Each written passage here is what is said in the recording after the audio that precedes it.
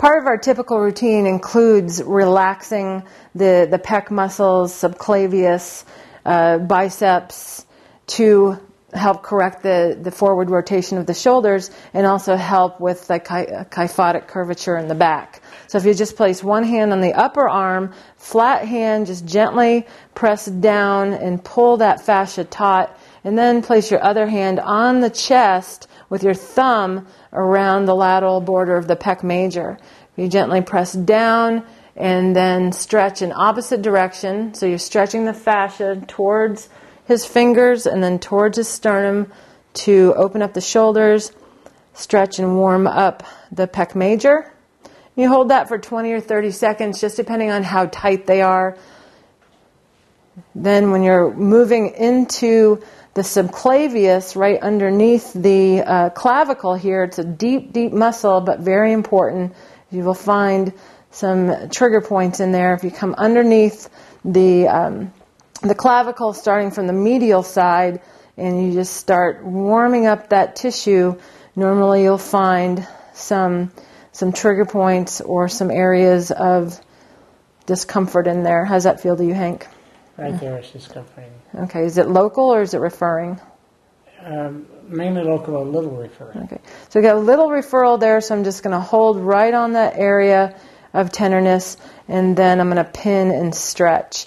If it's more comfortable for them, remember always to shorten the muscle as you treat it, and then you can pin and stretch.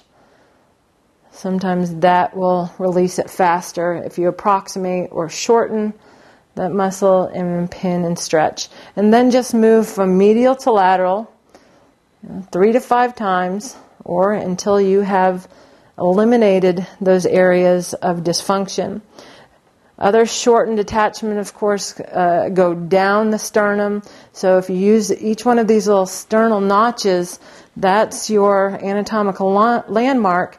And if you friction in there, reduce the fibrosis, and then pin and stretch.